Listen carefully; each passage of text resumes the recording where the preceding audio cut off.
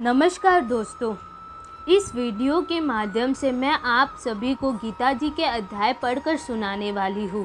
पर कहते हैं कि गीता जी के अध्यायों को पढ़ने से पहले उनका महात्म्य भी अवश्य पढ़ लेना चाहिए। इसीलिए हम शुरुआत करते हैं श्रीमद् भगवत गीता के पहले अध्याय का महात्म्य।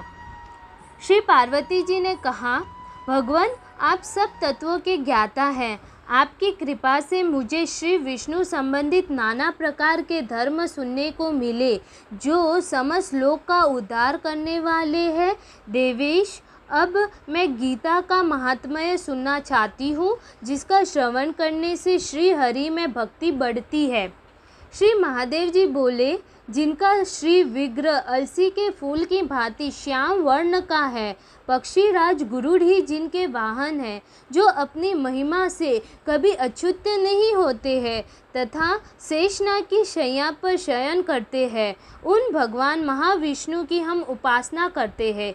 एक समय की बात है, मूर दैत्य के नाशक भगवान विष्णु शेषनाग के रमणीय आसन पर सुखपूर्वक विराजमान थे।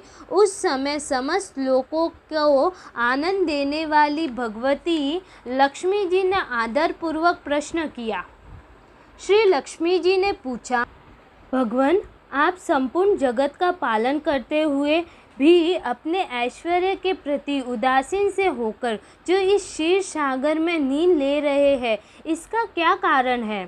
श्री भगवान बोले, सुमुखी, मैं नींद नहीं लेता हूँ, अपितु तत्व का अनुसरण करने वाली अनंत दृष्टि के द्वारा अपने ही महेश्वर तेज का साक्षात्कार कर रहा हूँ। देवी, यह वही तेज है जिसका योगी पुरुष कुशाग्र बुद्धि के द्वारा अपने अंतःकरण में दर्शन करते हैं तथा जिसे मीमांसक विद्वान वेदों का सार तत्व निश्चित करते हैं।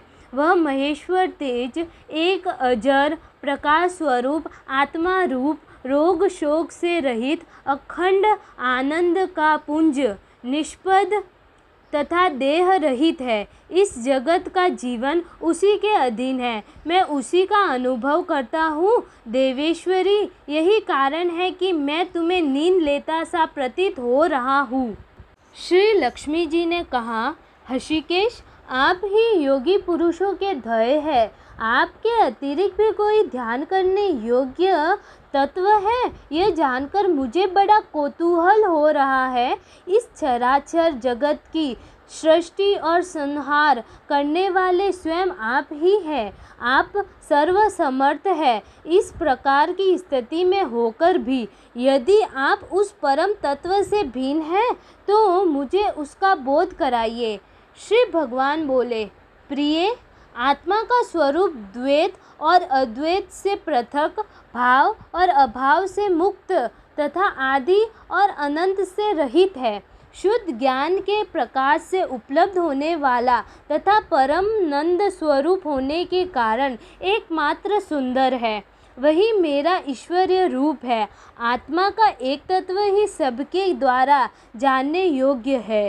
गीता शास्त्र में इसका प्रतिपादन हुआ है। अमित तेजस्वी भगवान विष्णु के ये वचन सुनकर लक्ष्मी देवी ने शंका उपस्थित करते हुए कहा, भगवान, यदि आपका स्वरूप स्वयं परमानंदमय है और मन वाणी की पहुँच के बाहर है तो गीता कैसे उसका बोध कराती है? मेरे इस संदेह का आप निवारण कीजिए। श्री भगवान बोले, सुंदरी, सुनो, मैं गीता में अपनी स्थिति का वर्णन करता हूँ। क्रमशः 5 अध्यायों को तुम 5 मुख जानो, 10 अध्यायों को 10 भुजाएं समझो तथा 1 अध्याय को उदर और 2 अध्यायों को चरण कमल जानो। इस प्रकार यह 18 अध्यायों की वाड्मयी ईश्वरीय मूर्ति ही समझनी चाहिए। यह ज्ञान मात्र से ही महान पातकों का नाश करने वाली है। जो उत्तम बुद्धि वाला पुरुष गीता के 1 या आधे अध्याय का अथवा 1 आधे या चौथाई श्लोक का भी प्रतिदिन अभ्यास करता है, वह सुशर्मा के समान मुक्त हो जाता है। श्री लक्ष्मी जी ने पूछा, देव, सुशर्मा कौन था? किस जाति का था और किस कारण से उसकी मुक्ति हुई? श्री भगवान बोले, प्रिय शु शर्मा बड़ी खोटी बुद्धि का मनुष्य था। पापियों का तो वह शिरोमणि ही था। उसका जन्म वैदिक ज्ञान से शून्य एवं क्रूरतापूर्ण कर्म करने वाले ब्राह्मणों के कुल में हुआ था।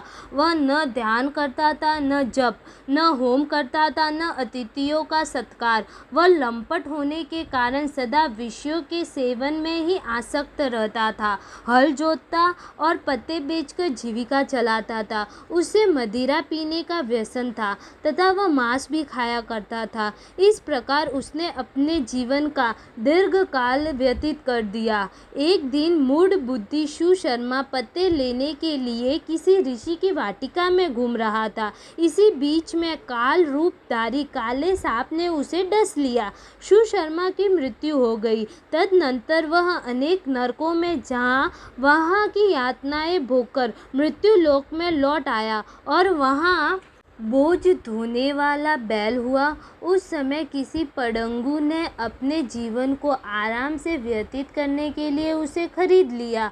बैल ने अपनी पीठ पर पडंगू का भार ढोते हुए बड़े कष्ट से 7-8 वर्ष बिताए। एक दिन पडंगू ने किसी ऊंचे स्थान पर बहुत देर तक बड़ी तेजी के साथ उस बैल को घुमाया। इससे वह थककर बड़े वेग से पृथ्वी पर गिरा और मूर्छित हो गया। उस समय वहाँ कौतूहलवश आकृष्ट हो बहुत से लोग एकत्रित हो गए।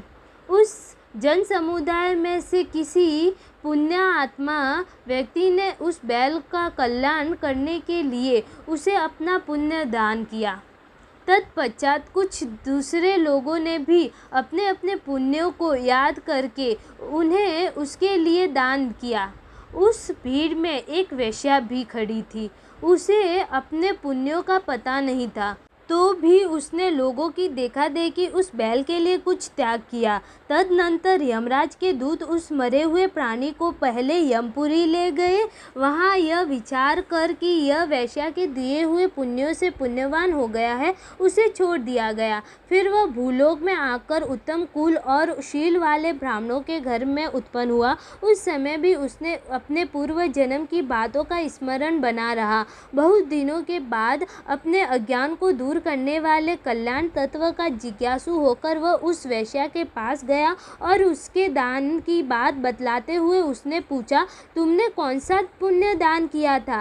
वैश्या ने उत्तर दिया, वह पिंजरे में बैठा हुआ तोता प्रतिदिन कुछ पढ़ता है, उससे मेरे अंतःकरण पवित्र हो गया। उसी का पुण्य मैंने तुम्हारे लिए दान किया था। इसके बाद उन दोनों ने तोते से पूछा। तब उस तोते ने अपने पूर्व जन्म का स्मरण करके प्राचीन इतिहास कहना आरंभ किया।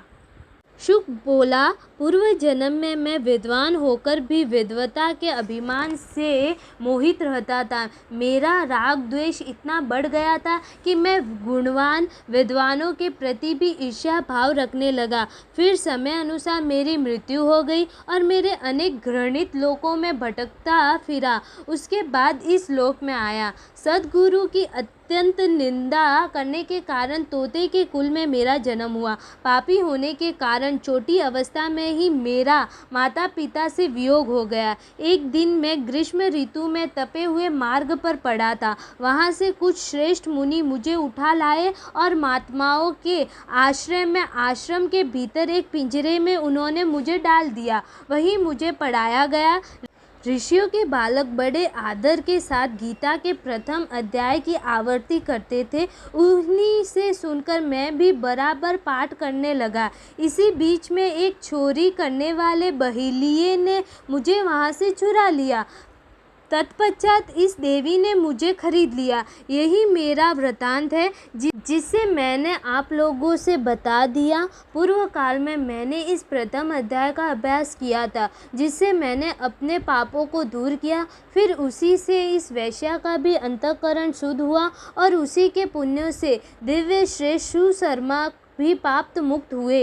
इस प्रकार परस्पर वार्तालाप और गीता के प्रथम अध्याय के महात्म्य की प्रशंसा करके वे तीनों निरंतर अपने अपने घर पर गीता का अभ्यास करने लगे। फिर ज्ञान प्राप्त करके वे मुक्त हो गए। इसीलिए जो गीता के प्रथम अध्यायों को पढ़ता है, सुनता है तथा अभ्यास करता है, उसे इस भवसागर को पार करने में कोई कठिनाई नहीं होती है। चलिए शुरू करते हैं श्रीमद् भगवद गीता जी के पहले अध्याय।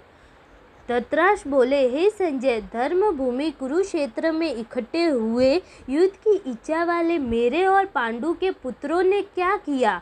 इस पर संजय बोले, उस समय राजा दुर्योधन ने व्यूह रचना युक्त पांडवों की सेना को देखकर और द्रोणाचार्य के पास जाकर यह वचन कहा, हे आचार्य, आपके बुद्धिमान शिष्य द्रुपद पुत्र धृष्टद्युम्न द्वारा व्यूहाकार खड़ी की हुई पांडु पुत्रों की इस बड़ी भारी सेना को देखिए। इस सेना में बड़े बड़े धनुषों वाले युद्ध में भीम और अर्जुन के समान बहुत से शूरवीर हैं, जैसे सात्यकी और विराट तथा महारथी राजा द्रुपद और धृष्टकेतु, चेकिस्तान तथा बलवान काशीराज, पुरुजित, कुंती भोज और मनुष्यों में श्रेष्ठ शैव्य और पराक्रमी युद्धामान्यु तथा बलवान उत्तमौजा, सुभद्रा पुत्र अभिमन्यु और द्रौपदी के 5 पुत्र, ये सभी महारथी है। हे ब्राह्मण श्रेष्ठ, हमारे पक्ष में भी जो जो प्रधान है उनको आप समझ लीजिए। आपके जानने के लिए मेरी सेना में जो जो सेनापति है उनको कहता हूँ। एक तो स्वयं आप और पितामह भीष्म तथा कर्ण और संग्राम विजयी कृपाचार्य तथा वैसे ही अश्वत्थामा, विकर्ण और सोमदत्त का पुत्र भूरिश्रवा तथा और भी बहुत से शूरवीर, अनेक प्रकार के शस्त्र अस्त्रों से युक्त, मेरे लिए जीवन की आशाओं को त्यागने वाले सब के सब युद्ध में चतुर है।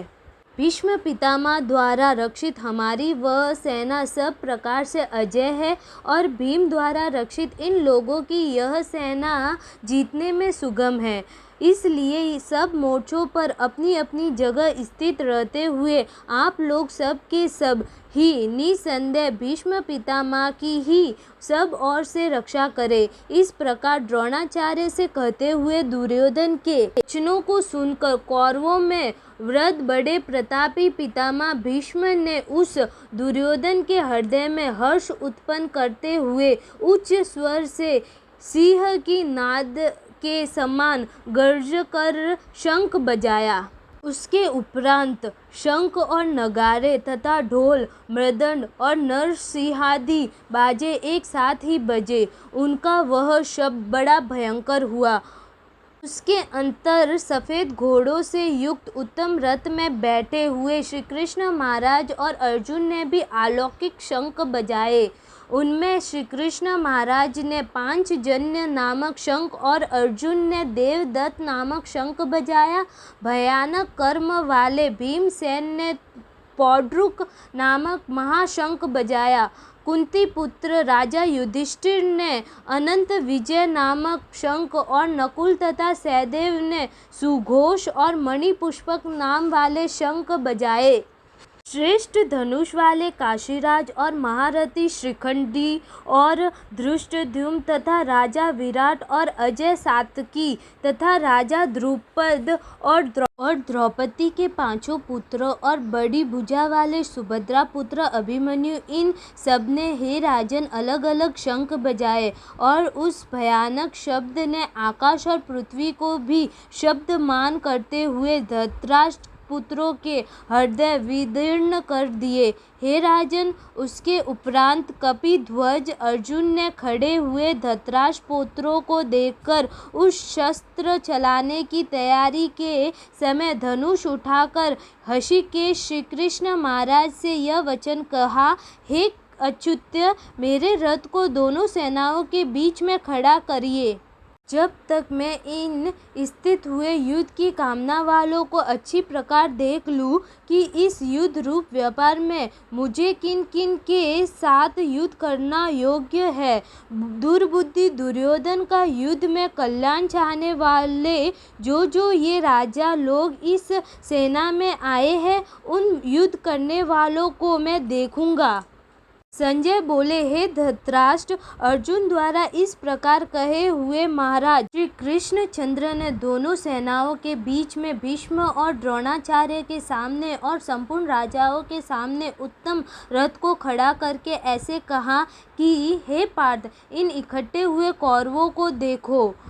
उसके उपरांत प्रथापुत्र अर्जुन ने उन दोनों ही सेनाओं में स्थित हुए पिता के भाइयों को, पितामह को, आचार्यों को, मामाओं को, भाइयों को, पुत्रों को, पौत्रों को तथा मित्रों को, ससुरों को और सुहृदों को भी देखा। इस प्रकार उन खड़े हुए संपूर्ण बंधुओं को देखकर वो अत्यंत करुणा से युक्त हुए। कुंती पुत्र अर्जुन शोक करते हुए यह बोले, हे कृष्ण, इस युद्ध की इच्छा वाले खड़े हुए स्वजन समुदायों को देखकर मेरे अंग शिथिल हुए जाते हैं और मुख भी सूख जाता है और मेरे शरीर में कंप तथा रोमांच होता है तथा हाथ से गांडीव धनुष गिरता है और त्वचा भी बहुत जलती है तथा मेरा मन भ्रमित सा हो रहा है, इसीलिए मैं खड़ा रहने को भी समर्थ नहीं हूँ। हे केशव, लक्षणों को भी विपरीत ही देखता हूँ तथा युद्ध में अपने कुल को मारकर कल्याण भी नहीं देखता। हे कृष्ण, मैं विजय नहीं चाहता और राज्य तथा सुखों को भी नहीं चाहता। हे गोविंद, हमें राज्य से क्या प्रयोजन अथवा भोगों से और जीवन से भी क्या प्रयोजन, क्योंकि हमें जिनके लिए राज्य भोग और सुखाधिक इच्छा है वे ही यह सब धन और जीवन की आशाओं को त्याग कर युद्ध में खड़े हैं, जो कि गुरुजन, ताऊ, चाचे, लड़के और वैसे ही दादा, मामा, ससुर, पोते, साले तथा और भी संबंधी लोग। इसीलिए हे मधुसूदन, मुझे मारने पर भी अथवा 3 लोक के राज्य के लिए भी मैं इन सबको मारना नहीं चाहता, फिर पृथ्वी के लिए तो कहना ही क्या। हे जनार्दन, धृतराष्ट्र के पुत्रों को मारकर भी हमें क्या प्रसन्नता होगी? इन आतताइयों को मारकर तो हमें पाप ही लगेगा। इससे हे माधव, अपने बांधव धृतराष्ट्र के पुत्रों को मारने के लिए हम योग्य नहीं, क्योंकि अपने कुटुंब को मारकर हम कैसे सुखी रहेंगे। यद्यपि लोभ से भ्रष्ट हुए ये लोग कुल के नाशकृत दोष को और मित्रों के साथ विरोध करने में पाप को नहीं देखते हैं, परंतु हे जनार्दन, कुल के नाश करने से होते हुए दोष को जानने वाले हम लोगों को इस पाप से हटने के लिए क्यों नहीं विचार करना चाहिए, क्योंकि कुल के नाश होने से संतान कुल धर्म नष्ट हो जाता है।